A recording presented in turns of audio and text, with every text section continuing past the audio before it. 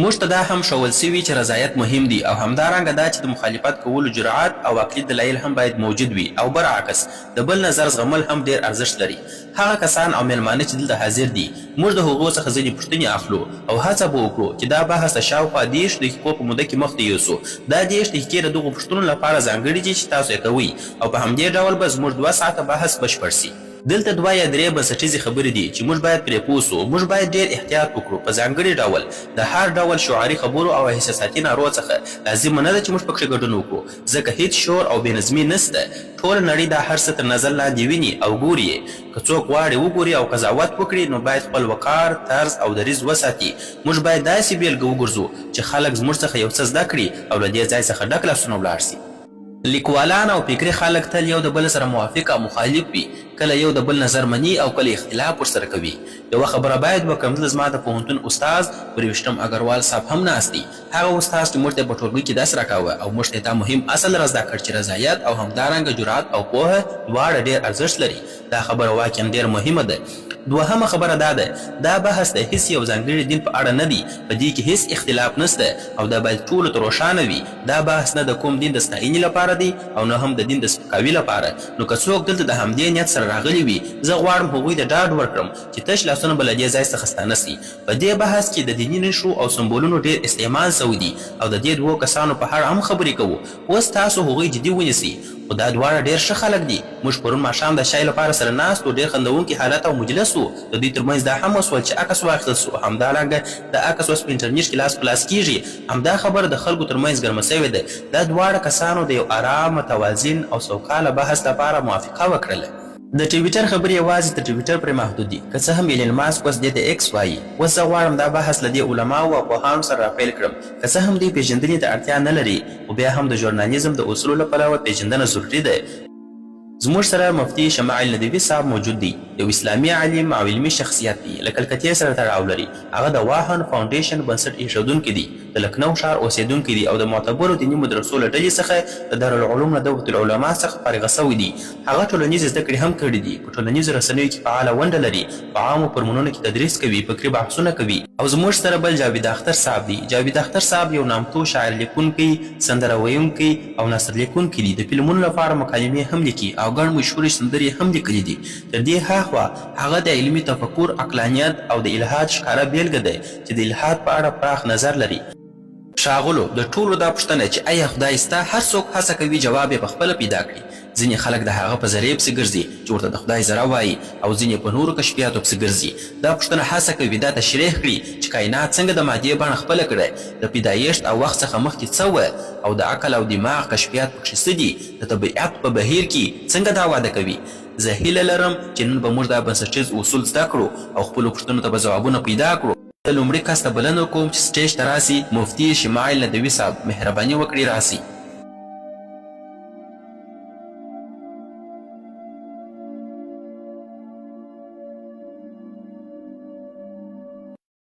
ټولې ستاینې د هغه خالق لپاره دي چې دا کائنات یې د یو ټاکلي هدف او موخې لپاره پیدا کړي دي. ښاغلی جاوید اختر صاحب او ښاغلی سراب داودي صاحب او محترمو اوریدونکو او درنو میلمنو، مننه چې تشریف مو راوړی دی. د نن ورځ مباحثه ځکه مهمه ده چې د خدای په شتون موضوع باندې ده او په دې موضوع به موږ او تاسو خبرې کوو. دا داسې یوه موضوع ده چې د هغې لپاره بېلابېل معیارونه شتون لري چې په هغه باندې باید بحث وسي. او د بحث د پیل څخه مخکې دا ډېر ضروري ده چې موږ دا روښانه کړو چې نن به په دې موضوع کې کوم معیار سم ګڼل کیږي او کوم معیار به ناسم ګڼل کیږي. لومړی معیار چې زما په آن زه تاسو ته وایم هغه ساینس دی چې جاوید اختر صاحب هم دې موضوع ته په ډېرې چټکۍ سره مراجعه وکړي او جاوید اختر صاحب ساینس موږ مخ ته ډېر ژر کښېږدي. حال دا چې ساینس په حقیقت کې د خدای د شتون د مستقیم ثبوت یا د هغه د انکار لپاره معیار نسي کېدلی. د دې معیار ساینس نسي کېدلی. دا ولې؟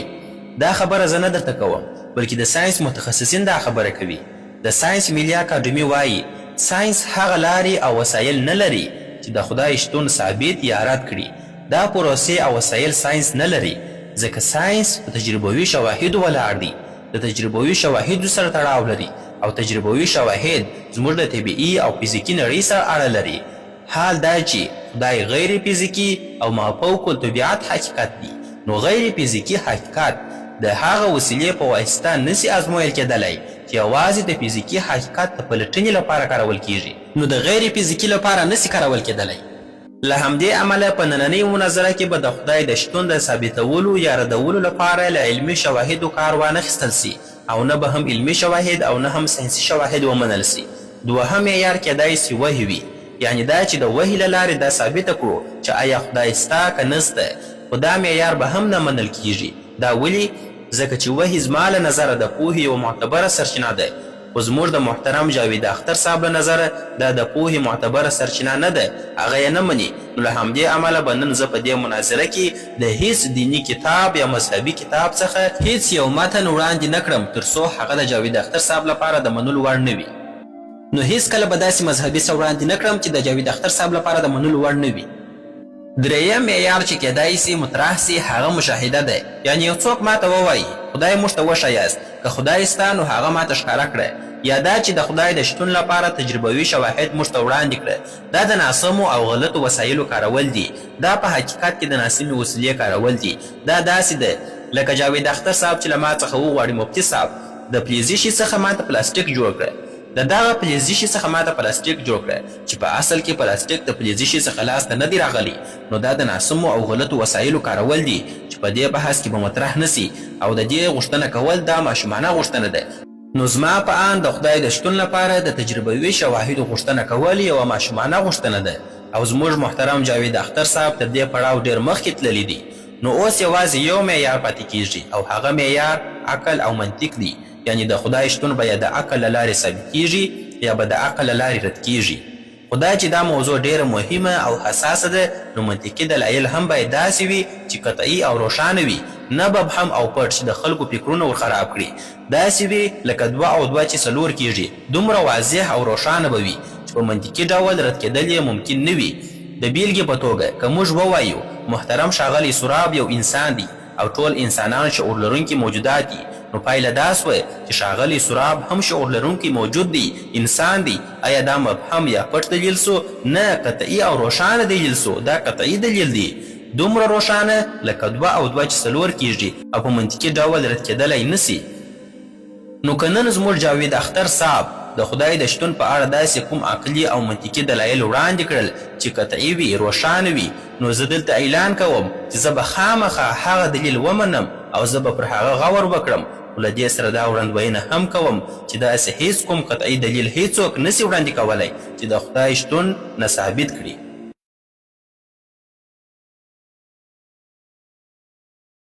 موږ به دلایل وړاندې کوو او قطعي دلایل به وړاندې کوو، منطقي دلایل به وړاندې کوو، داسې دلایل به وړاندې کوو چې ټوله الحادي نړۍ هم رد کولی نسي. راځئ اوس یو ساده مثال تصور کړو. ما سره تصور وکړئ، زه له تاسو ټولو حاضرینو څخه غوښتنه کوم چې ما ته پام وکړئ. تصور وکړئ فرض کړئ موږ او تاسو یو ټاپو ته روان یو. فرض کړئ چې موږ او تاسو په یوه ټاپو کې یو، داسې ټاپو چې تر موږ مخکې هلته هیڅوک هم نه دي تللي. موږ او تاسو روان یو، ناڅاپه ستاسو مخې ته یو ګلابي رنګه توپ پروت دی. لومړی پوښتنه کیږي چې ستاسو ذهن ته راځي هغه څه ده؟ دا توپ ولې دلته پروت دی؟ څنګه راغلی دی دلته؟ ولې رنګ ګلابي دی؟ بل رنګ هم کېدلی سوی؟ ولې په همدې بڼه دلته پروت دی؟ ولې بڼه نسوه بدله؟ دلته خو هیڅوک هم مخکې نه و موجود، نو دا توپ له کومه دلته راغلی؟ په طبیعي ډول تاسو دې پایلې ته رسیږئ چې حتما یو څوک سته چې دا توپ یې له همدې ځانګړو ځانګړتیاوو سره جوړ کړی دی او دلته یې ایښی دی. دا توپ یو چا دلته راوړی دی، ایښی دی. ځکه تاسو پوهیږئ چې د توپ شتون هم د یو چا شتون دلالت کوي چې هغه توپ یې په همدې ځای باندې ایښی دی. اوس دا توپ تاسو په ذهن کې پراخ کړئ، د دومره پراخ کړئ د کائنات په اندازې سره پراخ کړئ، او هغه پوښتنه بیرته په فکر کې راوړئ، او دا پوښتنه بیرته ستاسو په فکر کې راګرځي دا کائنات له کومه راغلی دي؟ ولې راغلی دي؟ له دې ځانګړو ځانګړتیاوو سره چا پیدا کړي دي؟ دا پوښتنې په هغه وخت کې هم پر همهغه ځای وي لکه څنګه چې تاسو د توپ په باره کې کولې. خو که دا پوښتنه له ښاغلي جاوید اختر صاحب څخه وکړو، ځکه چې د دوی فکر دا دی چې خدای نسته، او دا یوازې د دوی نظر نه دی بلکې د ټولو هغو کسانو نظر هم دی چې خدای نه مني. که له دوی وپوښتل سي چې دا نړۍ، اسمانونه، دا هر څه له کومه راغلل، نو عموما به دوی 2 ډوله جواب درکړي. یا به ووایي موږ نه پوهیږو چې دا نړۍ له کومه راغله، او بیا به دا پایله واخلي چې خدای نور نسته. دا ډول دلیل ته ویل کیږي د ناپوهۍ پر بنسټ ولاړ دلیل، یعنی ځکه چې زه نه پوهیږم نو هغه شی نسته، دا سمه طریقه نه ده. یا به دا جواب درکړي، دا به ووایي دا نړۍ په خپله جوړه سوه، نه دا چې یو چا جوړه کړې ده. که دا خبره سمه وي نو بیا نو هغه توپ چې موږ مخکې یاد کړ هغه به هم پخپله جوړ سوی وي. خو کله چې موږ یو توپ ووینو هیڅوک دا خبره نه مني چې دا توپ پخپله جوړ سوی دی، بلکې ټوله وایي دا حتما یو چا جوړ کړی دی. خو همدا خبره چې د توپ لپاره نه منل کیږي بیا د ټولې نړۍ لپاره منل کیږي، دې ته ړوند قضاوت وایي، ړوند باور وایي، یعنې داسې خبره منل چې ثبوت نه لري. بله خبره دا ده چې ښاغلي جاوید اختر صاحب دا هم ووایي چې په پخوا زمانو کې خلک د طبیعي پیښو په علت نه پوهېده.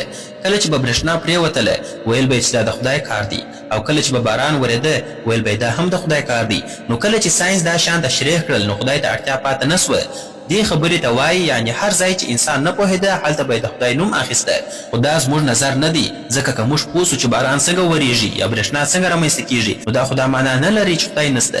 د یوې پیښې څرنګوالی پېژندل د دې انکار نه کوي چې دا پیښه چا پیدا کړې ده. زه به پر دې موضوع وروسته نور بحث هم وکړم. زه دا تمه هم لرم چې ښاغلي جاوید اختر صاحب احساساتي خبرې هم وکړي، لکه دا چې وبه وایي که خدای سته نو بیا ولې په دې نړۍ کې ظلمونه، دردونه او غمونه سته. خو دا احساساتي دلیل دی، نه عقلي. احساساتي دلیل د حقیقت د معلومولو لپاره سمه لاره نه ده.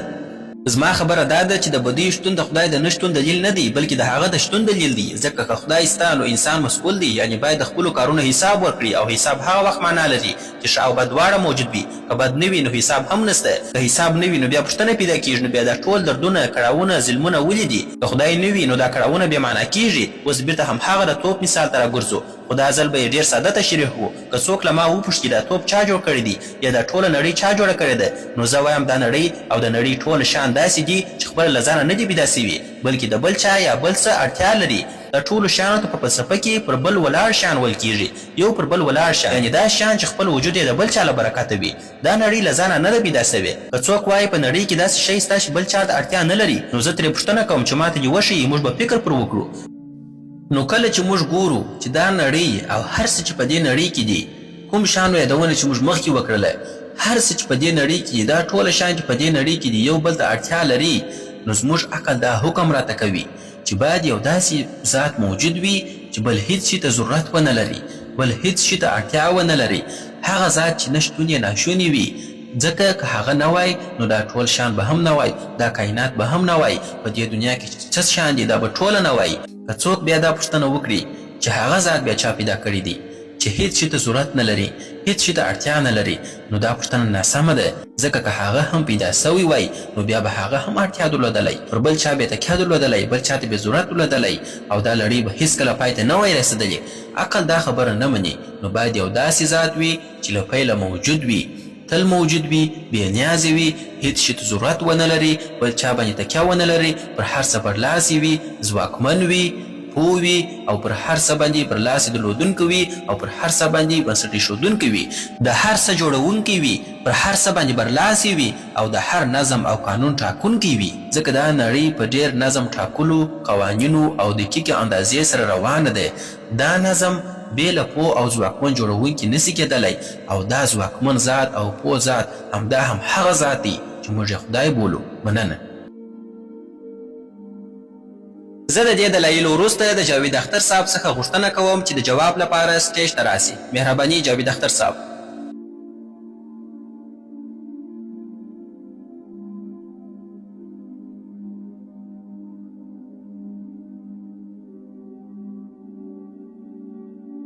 لومړی زه غواړم مفتي صاحب ته یوه خبره وکړم.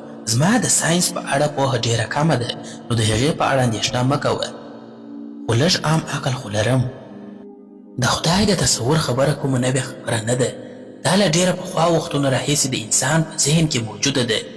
ځینې دینونه 3000 یا 4000 کاله عمر لري، خو انسان له لسګونو زرو کلونو راهیسې ژوند کوي. انسان هغه مخلوق دی چې موږ یې نن یعنې اوسني انسانان بولو، یعنې همدا ننني انسانان، نه بل ډول. انسان تل د ژوند په اوږدو کې د یو ډول عقیدې یا دین لرونکی پاتې سوی دی.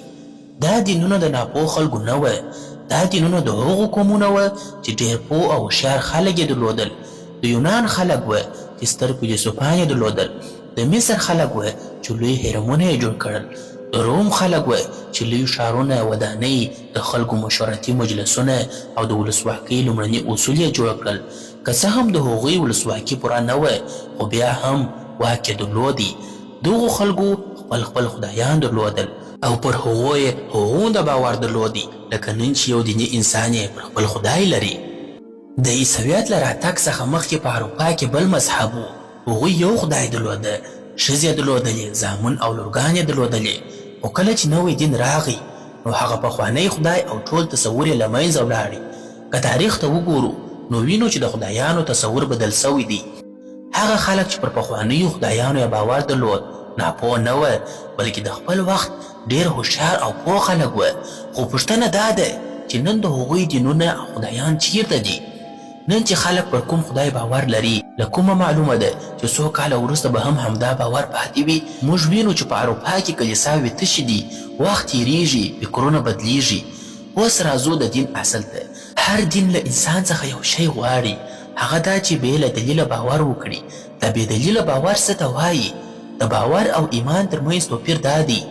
ما شمالي کتب ځای نه دی لیدلی، خو باور لرم چې ستا. ولې؟ ځکه خلک هلته تللي دي، نقشې سته، دلیل سته. دا بې دلیله باور نه دی، دا پر دلیل ولاړ باور دی. خو دین له انسان څخه غواړي چې داسې خبرې ومني چې نه دلیل لري، نه ثبوت لري، نه شاهد، نه منطق، یوازې دا چې ویې مني. دې ته بې دلیله باور وایي. که دلیل وای نو بیا به دا ساده منل وه، نه بې دلیله باور. که زه پر داسې خبرې باور وکړم چې نه منطق لري، نه دلیل لري، نه ثبوت لري، نه شاهد، نه کوم سند، او بیا یې ومنم، نو دا ټوله ناپوهي ده. که سبا زه دا یقین وکړم چې ایلن ماسک زما ورور دی، زه به ډېر خوشحاله سم او آرام به پیدا کړم. خو که څوک راته ووایي ولې منې، ثبوت یې څه دی؟ هغه خو امریکایي دی او ته هندی یې، نسل مو هم جلا دی. نو زه ورته وایم دا زما ایمان دی. دا د ایمان معنا ده هغه څه چې ثابتول یې ممکن نه وي. که ثابتول یې ممکن وي نو بیا ایمان ته اړتیا نسته. هر څومره بحث چې وکړې په پای کې د نړۍ هر دین پر ایمان ولاړ دی، او ایمان دا دی داسې یقین چې نه ثبوت لري، نه شاهد لري، نه دلیل لري، نه سند لري، بس منې به. د کوم انصاف خبرې چې تاسو کوئ دا د انسان لخوا جوړ سوی مفهوم دی. په طبیعت کې هیڅ انصاف نسته. که یو توپان راسي ونې ونړوي یا حیوان یو بل حیوان وخوري، هغوی ته انصاف نسته، هغوی زندان ته نه ځي. نو ځکه په طبیعت کې د انصاف اړتیا نسته. طبیعت په خپله اصل کې بشپړ دی. اوس که موږ ووایو صاحبه دا وګوره ما دا خواړه وخوړل، ما ته یې زیان ورسوه، آیا هغه ته سزا ورکول کېږي؟ نه، ځکه چې دا یو سیسټم دی، همداسې روان دی. په طبیعت کې بې له انصافه، انصاف یو انساني تصور دی. نو یو څوک چې تاسو ته وایي زه به تا ته انصاف درکړم، دا د انسان د ذهن پیداوار دی، نه طبیعي او نه آسماني. د طبیعت تصور او د انصاف تصور سره یو نه دی. وروره تاسو ټوله یو ځای روان یاست. اوس که تاسو چپلاسې موټر وچلوئ، په چپه لاس ولاړ سئ، نو څه به پېښ سي؟ که داسې وسي نو تاسې به حادثه وکړي، یو څوک به ووژل سي، ترافیک به بند سي. درواغ، بېایماني، رشوت، چپه لاس موټر چلول، دا ټوله د دې لپاره طبیعي قانون نسته. دا هر څه موږ پخپله جوړ کړي دي. لکه څنګه چې موږ د چپ لاس ډرایور قانون جوړ کړی دی، همداسې د انصاف مفهوم هم موږ خپله جوړ کړی دی. دا انصاف له طبیعت سره هیڅ تړاو نه لري. ځینې خلک وایي چې طبیعت په خپله خدای دی، خو که طبیعت خدای وي نو په طبیعت کې خو هیڅ انصاف نسته. او تاسو بیا وعده کوئ چې انسان ته به له مرګ وروسته انصاف ورکول کیږي. که ما ته انصاف راکړه سي نو زه به ډېر خوشحاله سم، خو زه باور نسم کولی، ځکه چې زه په خپل ځان کې ایمان نسم پیدا کولی. همدا حقیقت دی چې دینونه له انسان څخه د ایمان غوښتنه کوي. دا په خپله دا معنا لري چې د هغو سره پوره دلیل او جواز نسته، سند نسته. شراب چې دی هغه په ډیرو درملو کې کارول کیږي، او په یو سروي کې په امریکا کې سوی دی ویل سوي چې د اوږد عمر خلک څوک دي. په یوه خوا کې هغه خلک و چې هیڅ شراب یې نه څښل، او په بله خوا کې هغه خلک و چې بشپړ بوتل شراب یې څښل. تر ټولو اوږد عمر د هغو خلکو و چې د په ورځ کې به یې یو ګیلاس یا 2 ګیلاسه شراب څښل او خواړه به یې ورسره خوړل.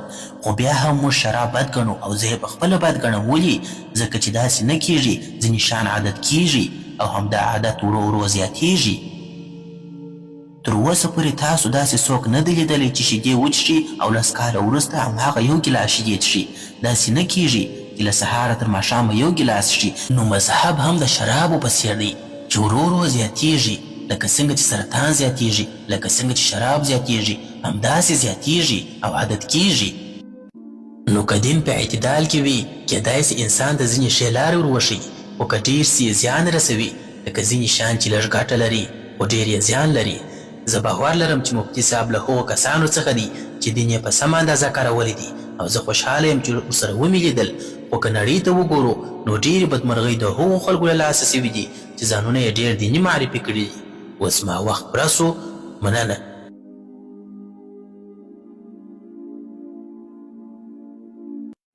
اوس د جاوید اختر صاحب د جواب لپاره مفتي صاحب ته بلنه ورکوو چې سټیج ته راسي. مفتي صاحب تاسو 7 دقیقې وخت لري.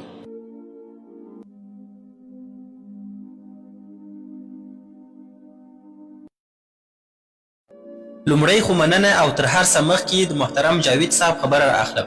جاوید اختر صاحب وویل چې خدای پانی دی ځکه ډېر مذهبونه راغلل او لاړل. ځینو خلکو یوه سیاره خدای وبله، ځینو بل څه. زما خبره دا ده چې هر څوک چې کوم محتاج او تړلی شی خدای وبولي په خطا کې دي، ځکه محتاج شی خدای نسي کېدلی، هغه خدای نه دی، خدای کېدلی نسي هغه. موږ دلته د هغه ذات د ثابتولو لپاره ناست یو چې وجود یې حتمي دی، چې هیڅ شی پر ولاړ نه دی بلکې هر څه پرې ولاړ دي. موږ د هغه اصل خبره کوو چې تلپاتې له پیله موجود او بې پایه دی. موږ د بل چاره ثابتولو لپاره نه یو راغلي. دوهمه خبره دا وسوه چې ایمان او باور څه ته وایي. د ایمان دا تعریف نوی نه دی، دا خبره مخکې هم سوې ده. دا لومړی ځل نه دی چې دا تعریف وړاندې کیږي. دا خبره مخکې یو مشهوره لیکوال هم کړې ده او زه پوهیږم چې دا خبره له کومه راغلې ده. د پوهې له پلوه تاسو نسي کولی ایمان او باور داسې جلا کړي. ایمان هم سم کېدای سي او هم ناسم، باور هم همداسې هم سم کېدلی سي او هم ناسم. هر هغه ایمان چې د عقل، دلیل او نښو پر بنسټ ولاړ وي هغه سم ایمان دی. او که څوک د داسې ایمان خبره کوي چې بې عقلي وي او هیڅ دلایل ورسره نه وي نو موږ هم د همهغه خبرې سره موافق یو. موږ هم داسې ایمان نه منو. موږ د هغه ایمان منونکي یو چې تر شا یې عقل وي او نښې وي. نو لکه څنګه چې باور سم او ناسم کېدلی سي، ایمان هم سم او ناسم کېدلی سي. نن زموږ بحث دا نه دی چې ایمان او باور کې توپیر څه دی. نن خبره دا ده چې حق څه دی. که څوک باور ومني که ایمان، اصل خبره دا ده چې کوم یو سم دی او کوم یو ناسم دی. ناسم ایمان څه دی؟ ناسم باور څه دی؟ همدا زموږ د بحث موضوع ده. بله پوښتنه دا وسول چې که دین او ایمان حماقت نه وي نو حماقت څه شي دی؟ زما په آن تر ټولو لوی حماقت دا دی چې څوک خدای نه مني. دا تر ټولو لویه ناپوهي ده. د دې مثال داسې دی، تصور وکړئ چې تاسو پر سړک روان یاست، یو باغ ته ننوځئ او هلته ووینئ چې په ګلانو لیکل سوي دي زه د جاوید اختر سره مینه لرم. اوس پوښتنه دا ده آیا تاسو به ووایئ چې دا لیکنه په خپله جوړه سوې ده؟ چا جوړه کړې ده؟ نه، دا په ښکاره ډول یو جوړښت دی او د هر جوړښت تر شا یو جوړونکی سته. نو که څوک دا ساده خبره نه مني چې دا دومره منظم کائنات چې په ډېر دقیق ډول روان دي په خپله جوړ سوي دي، زما په آن له دې څخه لوی حماقت او ناپوهي بله نسته. دا خبره بې عقلي ده. بیا وویل سول چې ته په توپ تمرکز کوې نه پر ټاپو. خو زما د توپ مثال همدا د دې لپاره دی چې وښیم ټاپو چا جوړه کړې ده. توپ هم محتاج دی، ټاپو هم محتاج ده. دواړه د هغه ذات غوښتونکي چې په خپله محتاج نه وي. وروسته دا هم وویل سول چې په طبیعت کې انصاف نسته. موږ په خپله پرېکړه کوو چې اخلاق څه دي او انصاف څه دي. لکه د ټرافیک قوانین، دا خو خدای نه دي ویلي. دا خبره سمه پرتله نه ده، دا د فکر تېروتنه ده. د ټرافیک مثال د شخصي اخلاقو دی، د عامو او حتمي اخلاقو نه دی. او دا شخصي اخلاق او قانون د خلکو لخوا جوړیږي او انصاف عام او حتمي اصل دی. که څوک وایي چې په طبیعت کې انصاف نسته نو بیا ولې موږ په نړۍ کې دومره هڅه کوو چې انصاف راولو؟ که بې انصافي طبیعي وي نو طبیعت یې همهغسې پاته سي. دا خبره خپله له عقله لیرې ده. ځینې کارونه په اصل کې بد وي او ځینې ښه وي. دا بدوالی او ښهوالی بدلېدونکی نه وي، خو ځینې کارونه داسې وي چې خلک یې د ټولنې د هوکړې او یا د شخصي خوښۍ له مخې ښه یا بد بولي. خو انصاف چې دلته پرې بیا بیا خبرې وسوې دا عام او حتمي اصل دی، شخصي نه دی. که څوک وایي دا هم د خلکو په خوښه بدلیږي نو زما پوښتنه دا ده که خلک سره هوکړه وکړي چې ظالم سم دی نو آیا ظالم به سم سي؟ وروستۍ خبره دا وسوه لکه شراب چې لږ وڅښل سي نو اغېز یې زیاتیږي. همدا حال د دین او مذهب هم دی. خو که دا مثال د خدای په شتون د نه منلو لپاره وکارول سي نو که څوک لږ لږ بې خدایي ومني نو پایله به یې داسې ټولنه وي چې هر څه به پکښې زور او ظلم وي. مننه.